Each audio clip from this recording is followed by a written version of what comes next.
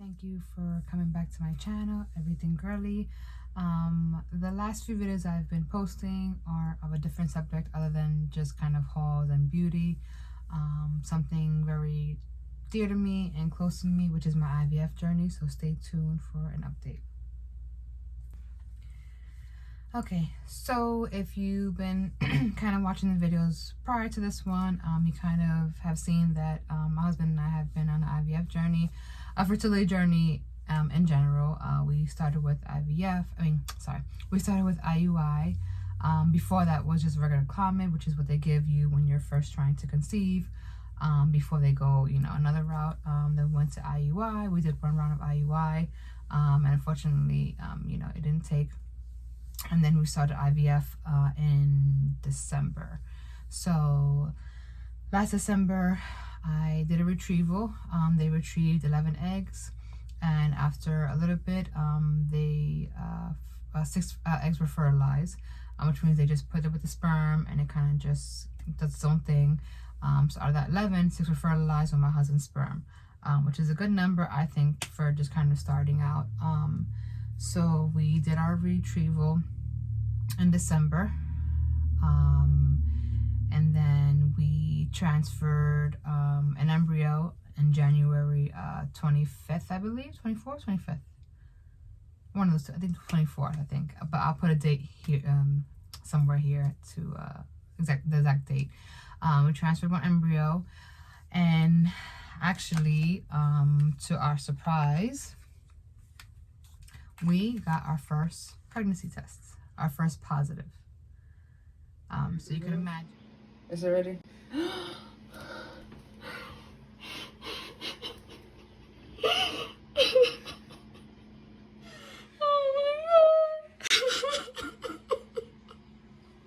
We're just, excited and everything. We couldn't believe it. And so I go get my first ACG, and it was a little bit low at 60. And then it climbed. I'll put a kind of description just saying how my numbers were. They climbed, not doubled. They just raised a little bit. So we were kind of worried, but we just were staying positive. And they just kept me going back and back and back for each ultrasound and each, blood work every couple of days. I mean, it was a lot on my body, and just like mentally, you're just like hoping that you can, you're happy, but you're just waiting for just like, can I not be so worried now? And we went in for our first ultrasound. I'll put the picture here, and the sac was empty. And we're just okay, like it just takes time to kind of develop, and it could have been that the embryo implanted late, or maybe one of the days were off or whatever. I mean, it could just be anything. We read stories about late implantation, so kind of off a couple of days. And then we go back for the second one, and there's still nothing, but the sac had grown. So we're okay, maybe that's a good sign. And by the third ultrasound, there was no baby. I'm probably gonna cry, so just bear with me. I have my napkins here. So that was really hard. We had told our families. We told his mom. His mom is, getting older.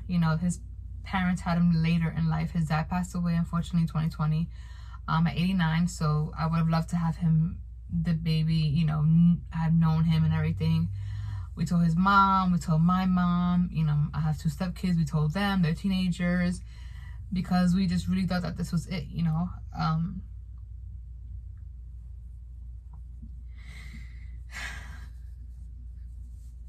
It was just really hard.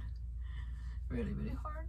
So they diagnosed me with a blighted ovum, which is basically, if you look it up, basically when your body recognizes the embryo as like abnormal or just something wrong with it, and it kind of rejects it. I mean, there's I'm sure a medical term for it. That's the gist of it. Basically it was a miscarriage. And it was just hard, and I actually passed the embryo at work. So I miscarried at work.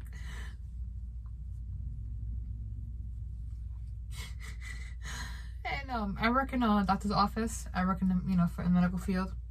the doctor I work with is very just like sweet and everything, and they had known, because in this journey you just can't hide it. Like, you have to be out all this time, you have to, take off and everything, so you're gonna, people are gonna just wonder like why you're out. So some people in this journey choose to not share with their coworkers, their friends. I, on the other hand, I need the most support I could get, because it's hard and you feel like you're the only one. And I had shared with them that I'm pregnant. Actually, my coworker and the doctor I work with were like one of the first ones to know, before like, a lot of people. So, we just felt happy and we felt like sharing, and then you feel guilty, like, should I have not shared? But you can't predict this, no one can. And this journey definitely robs you of so many things, because you're just like so worried. So they diagnosed with a blighted ovum, and then I passed it at work. The only, I guess, I don't want to say positive, the only one good thing that I'm, I guess, grateful for is that my body naturally did it. So if your body doesn't pass the embryo, if your body isn't naturally miscarried, they have to do what's known as a hysteroscopy and DNC, which is dilation and cure, I think it is, where they have to go in there and kind of check your uterus, go to get a camera, make sure everything's okay, and just kind of take everything out, tissue or whatever, and they can send it off to lab and just see, whatever, which I didn't want. And then the other option is medication to like force your body to naturally miscarry, which is horrible. It sounds horrible. I've read stories and support groups, and it sounds like a nightmare. So, unfortunately it happened at work. I get bad periods. I took like Tylenol, and the pain just coming. I'm like, oh my God, I'm working through this. I'm trying to like work through this. I'm taking patients back and doing everything, and the pain just got so intense. I'm like, please God, like, just let it just pass. So I went to the bathroom, and I just passed it. I didn't know what I was looking at. Like, I'm like, I think that's it. Like, I don't know. So I actually texted the doctor that I work with, and I was like, are you busy? And she goes, no, do you need me? And I'm like, I think I just, like, passed the embryo, the sac, I'm not sure. And I said, can you just help me? She goes, yeah, that's fine. So she came in the bathroom. I had like, TMI, but whatever. I took it out on a napkin, and I placed it like on top of the toilet, and I just wanted to just verify and make sure that that's what I'm seeing, and that's what I passed. And she like came in the door, and she goes, yeah, that's it. She saw it. She's like, that's it. I was like, okay. So yeah, it was just hard. It was hard, but I'm thankful for the family I have, the friends that I have, to support me and being there for me. They've been there the whole way through everything until this day. So yeah, my husband has been, amazing. He feels bad because men feel just helpless, in any relationship. If you're heterosexual or whatever it is, whatever partner is enduring this and their body's going through this, you just feel helpless because you're just like sitting there watching, and you can't do anything. So not a lot of times he felt helpless, and my body, he's watching me just go through all this, my body, the injections or whatever, the medication, and he took it hard too. But we kind of already figured that this was happening, because we had read so much about it and educated ourselves about it, and we just wanted to just know that this is what it is. That's fine, and when it's time, we can move forward. Like, by the second ultrasound, we just kind of figured like, this is probably, it's not looking good. And we just talked about it, and my mom was surprised, because she was like, I can't believe you guys just talked about it. I'm like, because like, yeah, like you see this all the time, in support groups, you see this online, and you just kind of know that this is probably what it is. So you want to just like think of the next plan in this journey. Like, you're going through it, but you also think, okay, like, what's next? Because if you want to stop, that's different. If him and I want to take a break, that's different. But we want to keep going. So we talked about it, and we said, like, do you want to do another round? I said, I'm ready. So my period hadn't come for like a month and a half, and I felt that was enough time for my body to kind of heal and everything. So I stopped all medications. I had a appointment with the nurse after everything happened, and she goes, I said, do we change anything in my medication protocol? I was on like several medications, 2 injections, and she goes, no. She goes, your problem wasn't implantation, because you implanted, you got pregnant. It's just keeping it. I'm sorry, I'm thirsty. So she's like, we're not changing anything because that wasn't the issue. Usually we change the protocol if like, you never implanted and you never like had a positive pregnancy test. So I said, okay, I mean, I guess that's the silver lining, I guess. I don't know. So my husband and I chose to move forward and to do a next cycle. And yeah, so it's just been kind of, rough. You just, I guess, in anything in life, you just never think it's gonna happen to you. Like, you just never think it's gonna happen. And the one thing that I just felt so bad about, my mom had given, us money for the medication. Now, so we are going to a clinic in New York that's like half of what most IVF clinics, charge. But it's still money. So you're still financing, you're still paying it out of pocket, like we're charging on credit cards. Like, this is still coming out. And I told her, I said, I just felt bad because I just felt like I wasted that money. And she said, that's don't feel like that. That's not why I gave it to you. I wanted to help you. You're my daughter, So I just felt bad. Like, and you just think about, like, you just kind of have resentment, I guess. And you're like, all the time that I just, like, took off from work and all this I put in my body. All the ultrasounds, all the appointments, all the medication. And, like, and I bought stuff, everyone is different. There's people that don't buy anything, because they feel like it's bad luck or whatever. But I was just so happy, and we just bought like, I mean, we didn't do like a whole, freaking room. Like, we just did like little, like, I got like baby books and everything, like, like onesies and like, a few things. Nothing like not a lot of stuff. And I got like a picture like for their room, I already kind of like kind of envision. Sorry, that's music. I envision, like their room and everything, and so it's just not fair. And like I said, I just never thought it would be me. I never thought that I would have a miscarriage.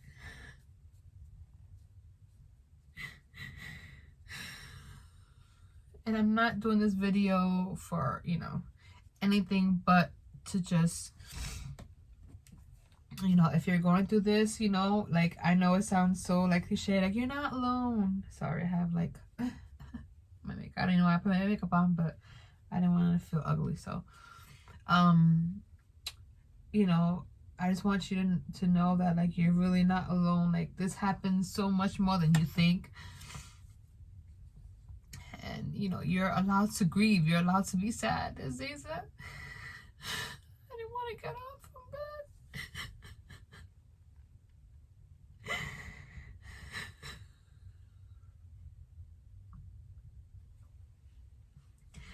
They say that I didn't want to get up from bed. Like, I didn't want to do anything. My dog just came in here. I'm okay. I'm okay. And animals know when you're sad too, when there's a loss and everything. And he definitely, like, animals can sense things. And when I was pregnant, like, he was all over me. I mean, he's all over me in general. He's definitely mama's boy, but he was very just protective of me and, like, always laying on me. Like, he definitely, felt the, I guess the hormones or whatever, so yeah, so we're just gonna just hope for the best, and do another cycle and just kind of see what happens from there. We're still trying to stay positive, and just know if you have miscarriage, whatever it is, whether you never, whatever kind of loss it is, even if it's nothing or nothing was there and you have positive pregnancy tests and then it's negative, whatever kind of loss it is, it's a loss. Granted, you didn't have like a physical baby, right? But it's still a loss, and you are entitled to feel however you want to feel. Sad, whatever it is. No one knows unless they've been in your shoes, and even then, because everybody is different, everybody's journey is just different, how they feel and everything. No one can tell you how to feel.